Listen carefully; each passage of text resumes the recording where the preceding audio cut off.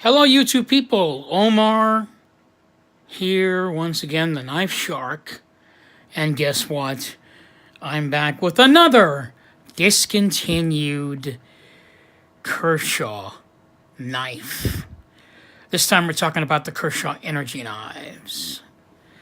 These are kind of cool. So throughout the history of knives, people have done different things to knives, tried different things, experimented different things. They're still doing that today. Gus Caccini, the guy who makes the 055 flipper knife for ZT, he's got that SLT, spring-loaded tab knife. I'm sure you guys probably seen or heard of that. So people do usually pick something on a knife and they'll do a variation on it, or they'll do something different, something weird. That's what this knife is about. This is the Lee Williams, not a Ken Onion knife this time. It's a Lee Williams knife. This is the Lee Williams design Kershaw Ener-g knife, and the name is rightfully so. This is the 1745 Kershaw Ener-g knife, designed by Lee Williams, and 1740, designed by Lee Williams as well. Now, they call this the Ener-g knife. These are manual folders. I keep forgetting to mention what kind of folders they are. These are manual knives, and they call them the Ener-g knife. Why do they call it the Ener-g knife? Let's take a look and see why. The flipper. Different innovations done on flippers. Here's one. Check this out on this knife. The flipper moves independently. See that? It actually hides in the knife. Kind of like that Gus Caccini knife in a way. The flipper's there in the middle of the motion. The way it works is this separate piece of metal hits the knife, and you're supposed to flick your wrist, but you actually don't have to. Because the way it works is you're supposed to flick your wrist like that, but you don't actually have to. The knife has fantastic detent that you could just flick it like a regular manual knife. But the point is, the way the flipper works and the way it gives it a good clean look, which I think is probably what they were going for. If you notice, when you open the knife, there's the flipper right there, right? But then when you open it, you don't see the flipper sticking out. It's clean. It's a clean look on that. You know what I mean? Same thing with the little one, the 1740. It's a clean knife.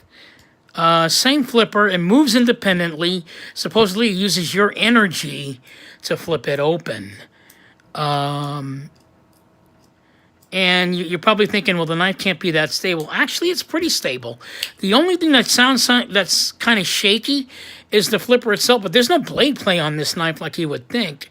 It's pretty damn solid. There's no blade play on the knife at all. I mean, I can't do it because I'm holding my iPhone, but I don't feel any side-to-side blade play on this. It's just a fantastic knife. Not crazy about the color, though. I think it would have been nice if he had done something different with the color variation. That like army green, gray, boring color doesn't do anything for me. But you know, again, it's what they did with the knife.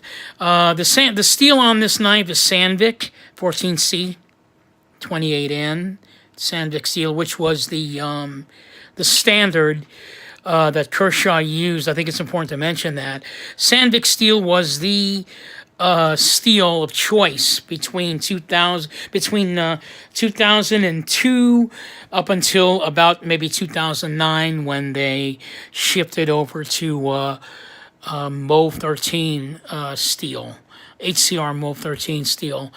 Before that, it was Sandvik. Sandvik is a little better steel than the Mauve 13.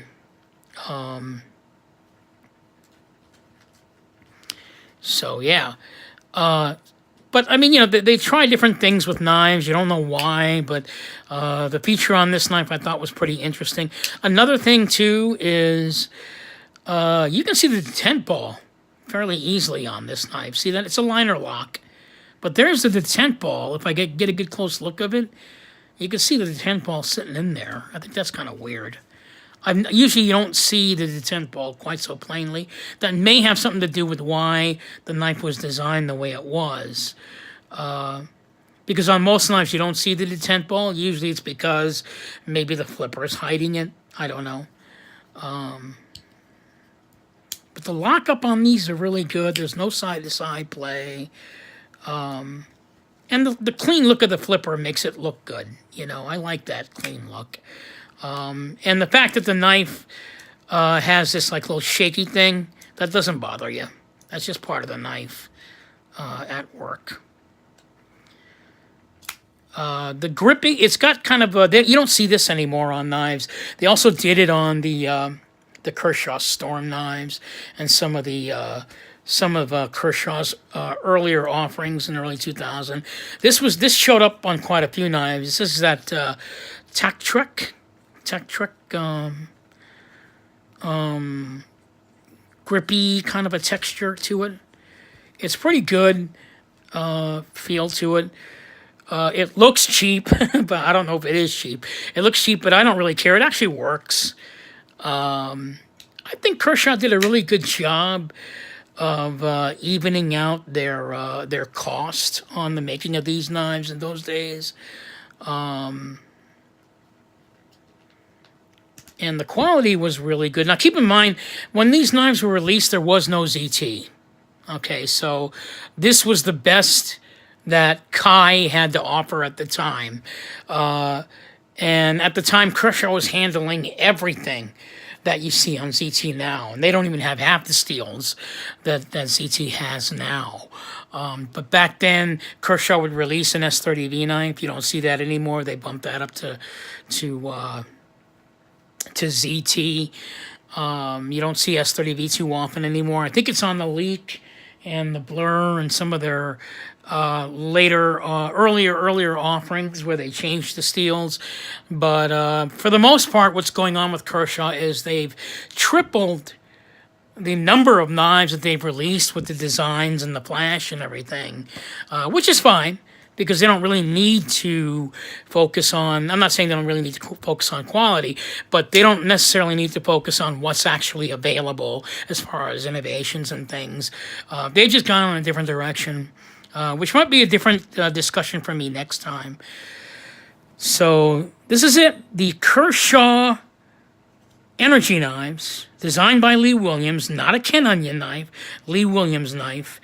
Kershaw Ener-g, 1745 and 1740. Check them out. These knives at the time, they went for roughly about $40, I believe. I keep forgetting to mention how much these knives were when they came out. I got to start doing that for these. But these knives, they were roughly, I believe, I'm going to have to double check on it, but I believe these knives were right around $39.99 at the time, in the early 2000s. I might be wrong on that, but I'm pretty sure they were. The Sandvik steel. Okay, so that's the Kershaw Ener-g by Lee Williams. Happy knife collecting, all of you. Omar here, over and out.